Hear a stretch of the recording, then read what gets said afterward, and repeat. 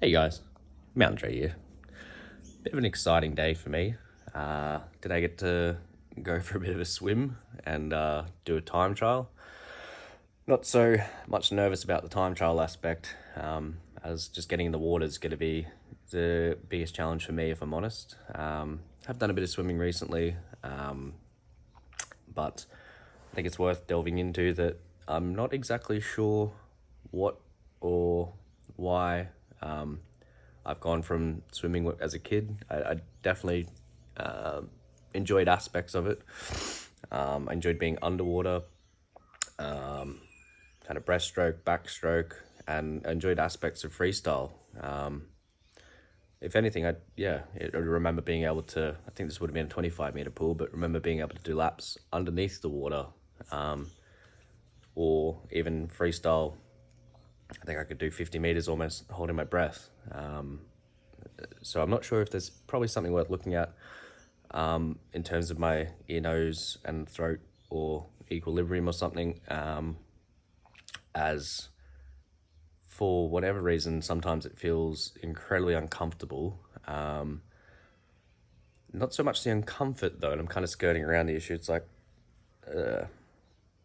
almost phobia in a way of just having my head down the water like that, which for freestyle is how you have to do it.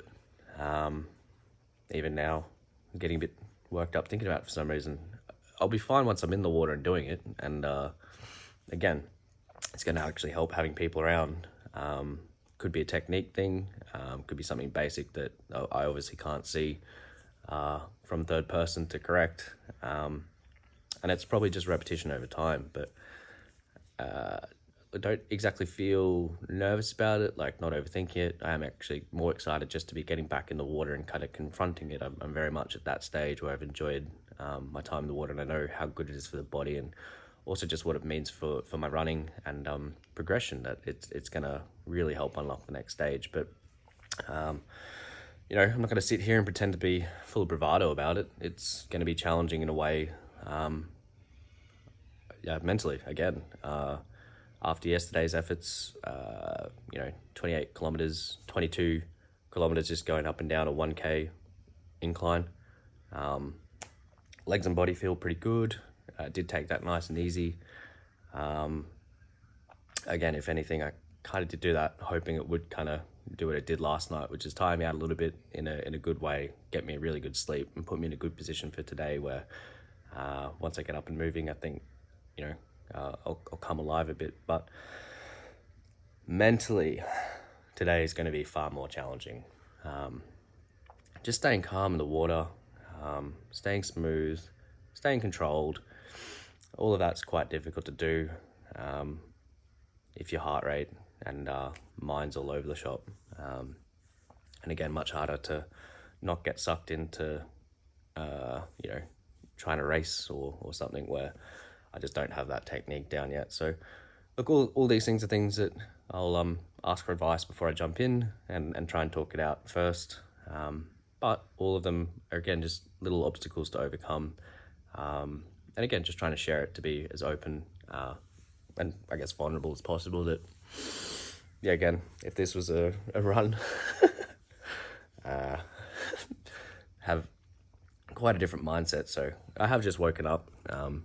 I'll chuck some music on. I'll upload some YouTube videos of yesterday's antics, and might get a chance to do it before, and might actually be a really good opportunity to do it before I jump in the pool, get another mountaintray audio adventure out. Again, this one I'm thinking more focusing on mindset, mindfulness. Again, it'll be, I hope, useful to see how I go from nervous apprehension, let's say, to if all goes well, I'll be cheering on the other side. I don't see the point of doing 2 podcasts, but I might try and capture a bit more than what I kind of feel comfortable to this morning, just as I kind of walk around and let my thoughts out. And then this afternoon is probably a better time to do the audio adventure, as I'll have a lot more information to share about plans that are coming up on the horizon, and my newfound squad being Red Dog Triathlon Training. Look, I can't wait. I'm so excited for that, and this is obviously some big part of triathlon. So, not 100% sure there if the idea for me being potentially using triathlon as cross training to increase my trail running, or if I have the endurance and fitness to have a bit of a crack at tries as well. I think it's better to focus on one avenue. But yeah, look, already kind of starting to feel a bit better just getting the thoughts out. So lots of different techniques out there. If I wasn't doing this myself this morning, I would actually write it out. Write out what I can control, what I can't control. I can't control the water necessarily, but I can control what I do in the water. I can control how I breathe in the water. I can control my thoughts about the water. I can talk myself through staying calm. I can use the breath work that will, or that does benefit me a hell of a lot in terms of anxiety management, but also obviously in terms of swimming and cardio. Rambling on a bit. I think that's really all I've got for now, guys. But look, don't be shy to get out and confront your fears, because safely. And again, I've got a coach there. I'm in a pool. I've done a couple swims already, so I have broken a bit of the back of the worst of the nerves, I think. And it does get to the point where I do start getting excited in a good way to be jumping in the water, because the water just feels unreal for the body. And I also know that I can kind of hang out at Pulse Playground a bit and get myself nice and warm and get myself into a good headspace. Even jump in the ice bath or something, just so I've at least kind of gotten comfortable in a bathtub before jumping in a 50-meter pool with people doing laps. What else have we got? Got to have a lovely night with my mum last night. She's on another little adventure herself. Again, just trying to show that, taking the time to put the time into places that really matter, I think really helped ground you. And had a really big feed and a good sleep and a good bit of recovery. And I'm honestly just so excited again. I can't quite believe another week that I've had and where my body's at.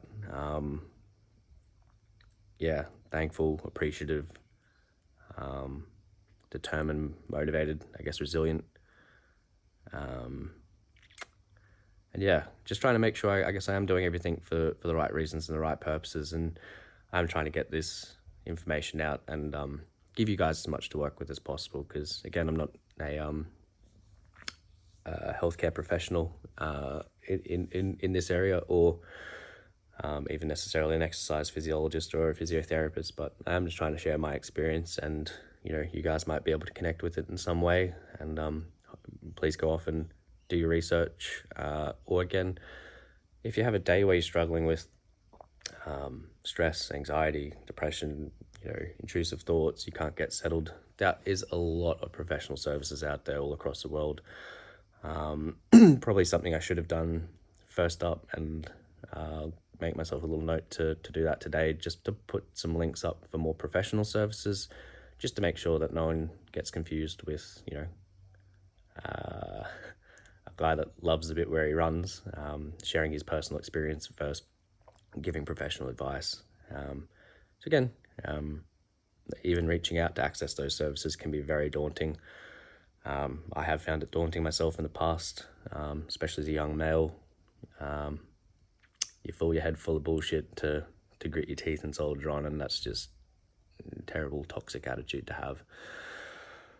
As much as you may need to employ it for brief periods, you also need the opportunity to express yourself and get your thoughts and feelings and emotions out there. In a way where, again, the passing of my father, I was able to do that in intense detail for quite a, short period afterwards. But that made a massive difference for, approaching 3 months afterwards. I felt like I had myself in a very, I don't want to say control position, but I guess that was kind of the point I was at there, where I felt like I could stop trying to control the emotion and just run with it. And yeah, from September, October, it just felt kind of like he fell into a good spot for me. And then anyway, some issues with work there about fatigue management and people not listening to your requests. I won't necessarily go into that just yet. I'm not sure the legal ramifications. I'm no longer an employee there, so I don't see why I can't speak my mind, but we'll skirt around that issue a little bit. I only bring that up just to say that there's obviously other stuff going on in the background there that I haven't been talking about. Not because I don't want to. I've dropped some hints for those that have followed along or know me quite closely, but need to get clarification there, just legally what I can and can't say. That's with Save Services. Again, just big hours, no rest, mentally going from fairly fit and fresh to watching a steady decline where, again, this is why I speak about reaching out for services. Thankfully, I have 2 doctors in my corner that are able to track that and call that out and see it for what it is, as well as people around me that are very supportive, where my mental state goes from, hey, life's not so bad, to big hours and suddenly I'm struggling to make basic decisions. Doesn't really take a genius to figure that stuff out. But again, why I'm really trying to push as much information out as I can, because a lot of people just refuse to believe, science. But they can learn the hard way, I guess. So yeah, obviously, bit of emotion there for that as well.